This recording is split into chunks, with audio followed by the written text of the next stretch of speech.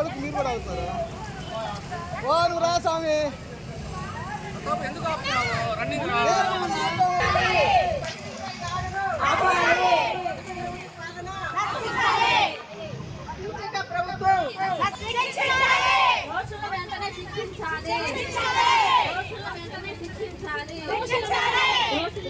శిక్షించాలి.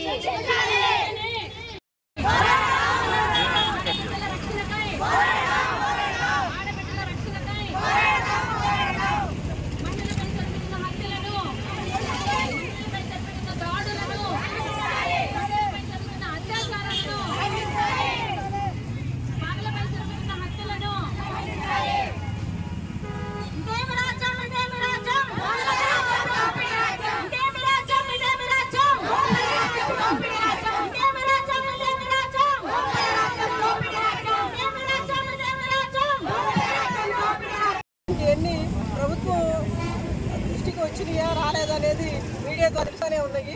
తెలిసినా కానీ వాళ్ళు నిమ్మకి నీరు ఎత్తినట్టున్నారు. ఇకపైన ఈ దాడుల్ని కొంచెమైనా భయం పెడితే మహిళల మీద దాడులు జరగకుండా ఉంటాయని మేము ఈరోజు జరిగే వాటి మీద వ్యతిరేకంగా ఈ నిరసన కార్యక్రమం ఏర్పాటు చేశాము. ఈ కార్యక్రమానికి అందరికీ ధన్యవాదాలు తెలియజేస్తాము. జరిగింది దానికి మా మంత్రి మేము వెళ్ళాము, పరామర్శించాము. మా పెద్దలందరూ దాని మీద అతని మీద చర్య కూడా తీసుకున్నారు. మేము ఇలా చూస్తూ వదిలేము, మేము పోయాము. మీడియాకి ఇవ్వలేదేమో కానీ పరామర్శించాము, హాస్పిటల్లో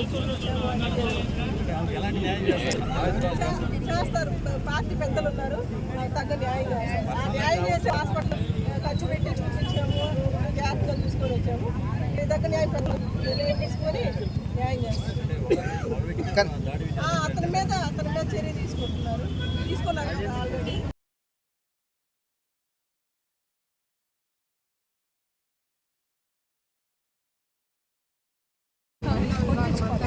నిరసన కార్యక్రమాన్ని విచ్చేసేవారు.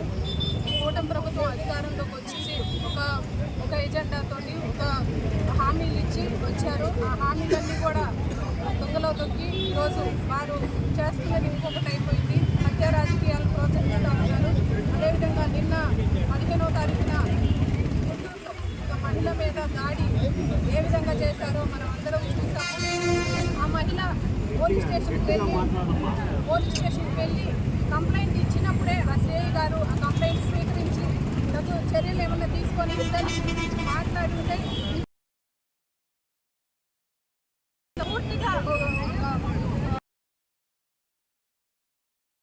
వారు అసలు వాళ్ళ ఇంటి దగ్గర బోర్కి వాళ్ళ సొంత బోర్కి ఇతనికి డబ్బులు ఇవ్వాల్సిన వారి సొంత అసలు ఎక్కడ కూడా ప్రతి దాంట్లో డబ్బులు గుంజటమే సరిపోతా ఉంది.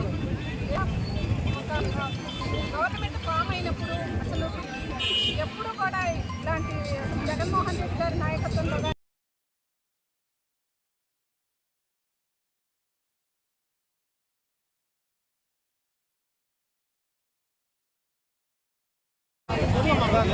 అలాంటి వాళ్ళని నానమగారు హత్యలు చేయడం ఘోరంగా చేస్తారు. ఇదే పరిస్థితి నిన్న నిజంగా నేను వీడియోలో చూశాను. వాళ్ళు వెళుతూ ఉన్నారు, ఇంకో ఇద్దరు ఎదురొచ్చారు. ఆ వచ్చే వాళ్ళని అసలు చీర పట్టి లాగేసి మొత్తం రోడ్డు మీద నిజంగా బట్టలు లేకుండా అంత దారుణంగా చేశారు. అంటే ఈ టీడీపీ ప్రభుత్వం ఏం చేశారు? నిద్రపోతుంది. అదే వాళ్ళ వైపు వాళ్ళ పిల్లలు